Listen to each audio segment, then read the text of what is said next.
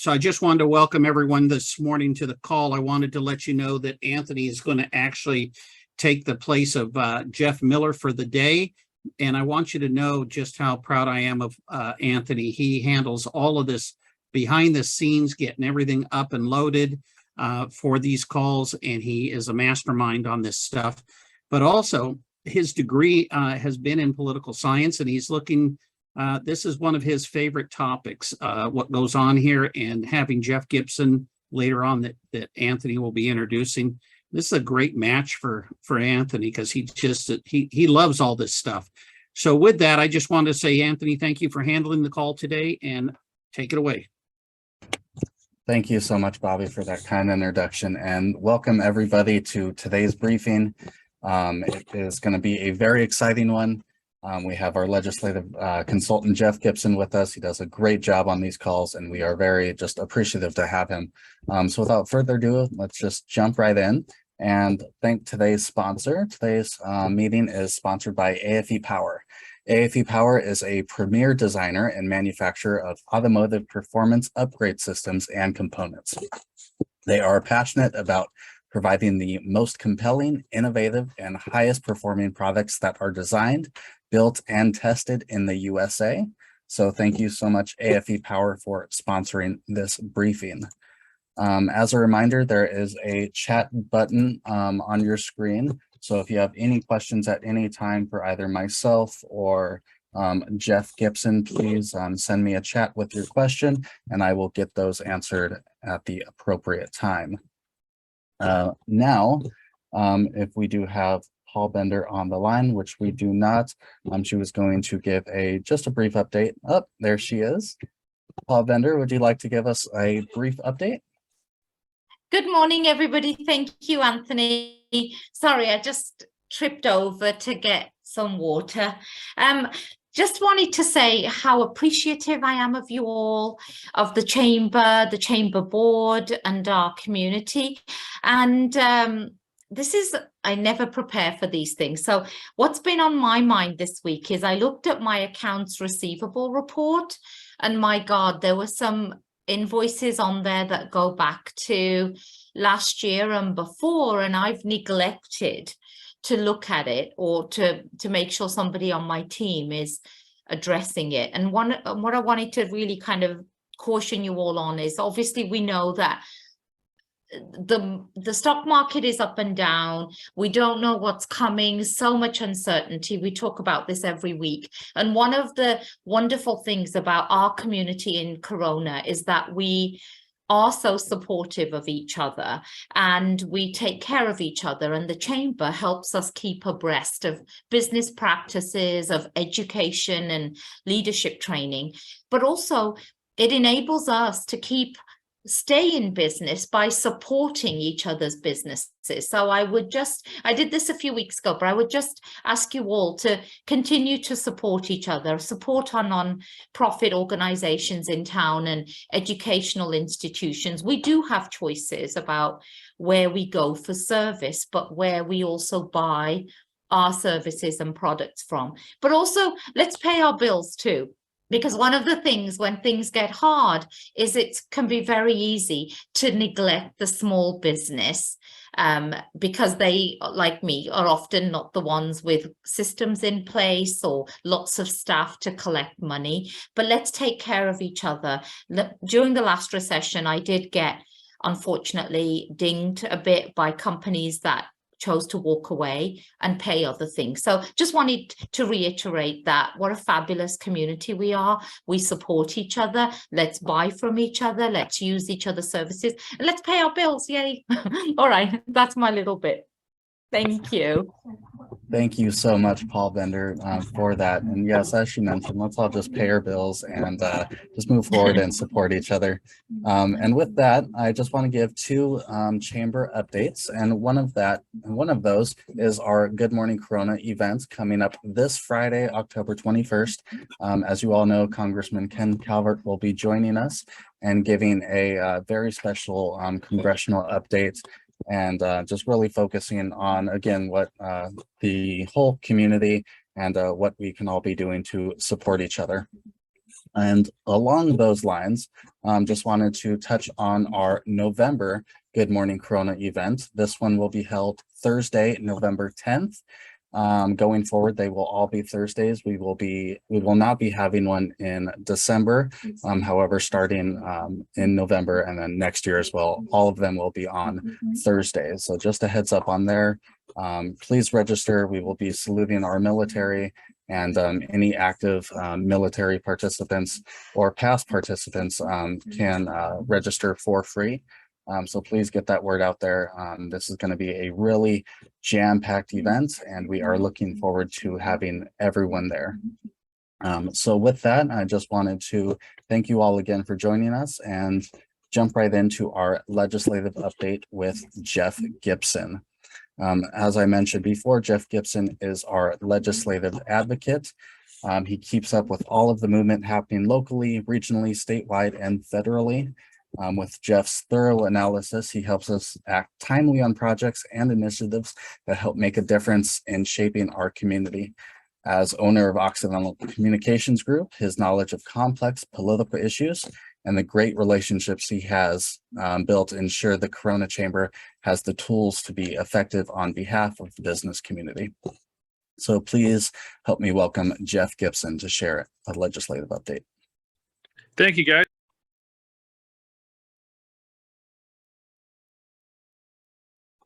Jeff, you are muted.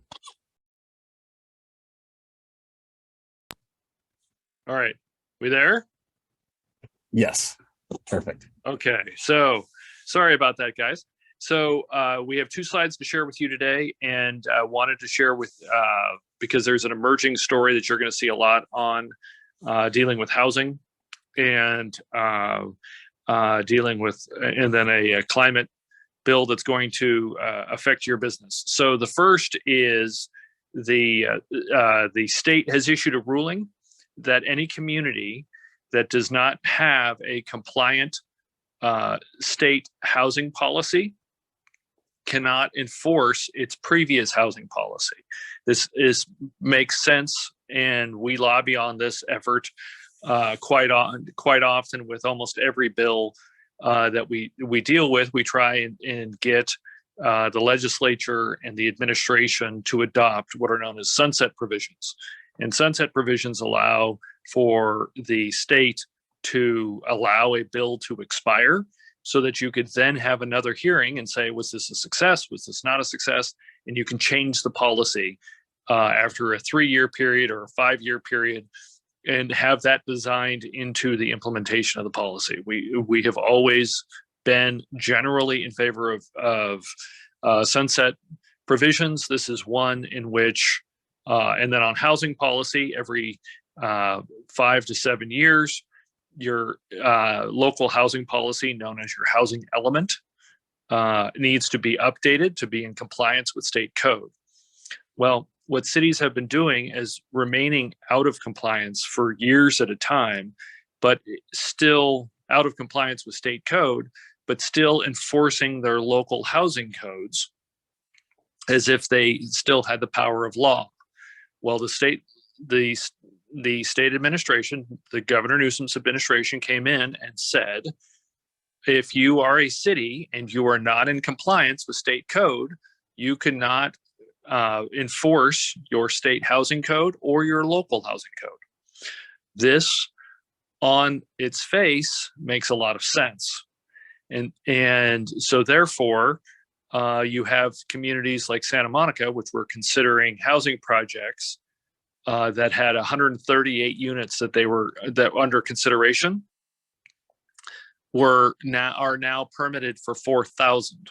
Projects that had 2 stories are now permitted for 7 stories because the city of Santa Monica could not enforce state or local housing codes, or many of them. There were several that they could, but for this purpose, you're seeing San Marino looking at, instead of 120 units that they were under consideration for, looking at 2,000.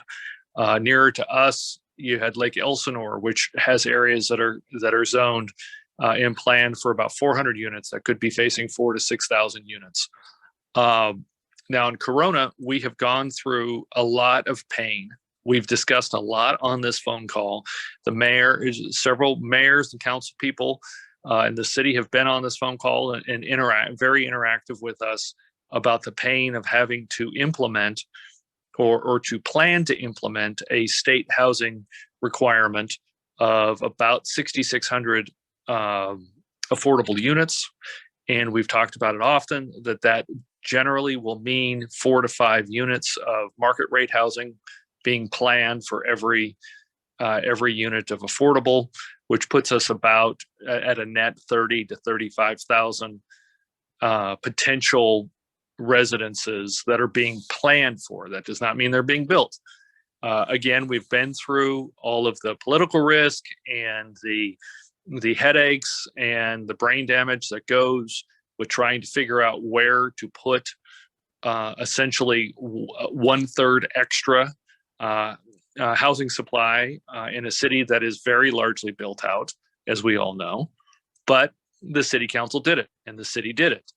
And so now, therefore, they can do things like enforce zoning code, and they can, and so because of the hard work of the city council, and there's a lot of time on these phone calls that we go after, and rightfully so, we go after the legislature or Congress or an administration, and we have had our differences over the years with the city, and we've been honest with it, and they've been honest with us. But in this case, this is a tribute to the city stepping up and doing something difficult and getting it done. So we wanted to recognize that, because the Corona is not going through what these other cities are going through. In the San Marino case, there are builders that are going and they're buying older homes that are on very large parcels that are in the middle of neighborhoods and proposing 7-story apartment buildings. Because the city of San Marino is not traditionally in compliance on its housing authority, on its housing codes. So this is a problem. There are basically a handful of cities in each county that are in compliance, and Corona is one of them. It is not easy to be in compliance. It is not easy by design. But we went through it, and just because it wasn't easy doesn't mean it has to be done. So happy to answer any questions about that. But I know we had a lot of concern over the years of what our local housing codes would look like, and there may be a level of dissatisfaction that we even had to go through the process. But as we know, the state is a state, and the city is a city. And the state is bigger than a city and has more authority. And so therefore, in this case, we had to follow state code. And so it's to the credit of the city that they were that responsible. Any questions, comments? There are no questions at this time, Jeff, so you can move forward. All right. Let's go on to slide number 2. Again, a policy that if you were in our meetings in 2007, 2008, if you've been in these meetings for a number of years, you would know that when the incandescent light bulb ban went into effect in 2007 and 2008 under the Bush administration with a large bipartisan majority in Congress. So this is not just one party or the other. The majority of incandescent bulbs were banned. I checked before this phone call. There's a number of quote unquote fact checking organizations on the internet that say that there was not an incandescent bulb ban. But if you remember, there was a great deal of change in any place that you went to go buy bulbs. And for a number of years, there were almost no incandescent bulbs. Some are back now under what's known as a specialty use. This is not to advocate for incandescent bulbs or anything like that. They were changed because scientists at the time talked about how great fluorescent bulbs were going to be for screw in or for what are known as bayonet, which they kind of fit into they're not the large fluorescent tubes that are in commercial locations. At the time, myself and many others pointed out that for home use, fluorescent bulbs actually caused more damage environmentally than could ever be caused by an incandescent bulb that was only 20% as efficient as a fluorescent bulb in energy use, because fluorescent is obviously gas-based. To activate that gas, you need mercury and several other rare earth chemicals, which if the fluorescent bulb is broken, which in a industrial setting, when your fluorescent bulb is within a plastic cover and is 8 to 10 to 15 feet or more above overhead, that might happen once in the entire time you're working in an office space. But in a home environment where you're changing these bulbs out once every year, or somebody knocks over a lamp, getting mercury all over your carpet, the actual only legal remedy is to actually remove the carpet. And so that was one of our and to treat it as hazardous waste, which it is. And so at the time, we opposed any sort of fluorescent bill requirements. Of course, the science at the time was that fluorescent bulbs are great. The market stepped in and was stepping in at the time with LED lights, which are actually better than both technologies. They last longer. They're much more efficient. An LED light is essentially a small computer that just generates light over and over and over again. And as a result, California, with almost no net energy savings, has now moved through AB 2208 to ban screw-in or small plug-in fluorescent lighting in the state in 2023. So again, the government created a problem throughout its entire use and regulation. Government ignored the problem that it was creating. Government then stepped back in to create more of a problem, because it had required businesses like several on this line to go out and buy fluorescent bulbs, and residences elsewhere. And now, come 2023, you're not going to be able to use those lamps or anything that would be dedicated specifically. So I know there are a number of LED lights that are out. I know there are a number of manufacturers that are trying to get into the specialized space that fluorescents are in, but thought that this was an appropriate time, since we had a great piece of news to say we had taken an unpopular position. We had monitored that unpopular position. We'd reported back to you on whether or not the unpopular position was wrong or right, or the success or failure of it. And through regular lobbying, through regular advocacy, talked the state into stopping requiring schools and facilities and to use fluorescent bulbs. And so that's a success for us. So happy to discuss that, or any other question that you may have. The election is coming up, obviously, November 8th. Riverside County is one of the only counties, switching gears. Well, first, let's see. Do we have any questions? There are no questions. And could you get that? And could somebody pick up that phone line, please? Yes. So in an election update, there are about 440,000 ballots turned in statewide that have been reported. Most of those are to older residents, homeowners around the state. About 80,000 of those are from Orange County. Riverside County is one of the few counties that is not reporting any results whatsoever. So we have no idea who has already turned in a ballot in Riverside County, although we're confident that they have. Riverside County generally lags the rest of the known world in its reporting of voter voting and voting statistics. If you remember, when Eastvale was incorporated as a city, it had to do so swearing in 6 members, or swearing in 5, and having a 6th as an alternate, because the county registrar had gone so very long on actually just certifying an election that had 2,400 votes total. So it's one of the things that we suffer through. The Riverside County is now part of a national news because they sent out 5,000 duplicate ballots. So if you were one of the people that received a duplicate ballot, I don't know of any organization that's ever accidentally sent out 5,000 personalized pieces of mail.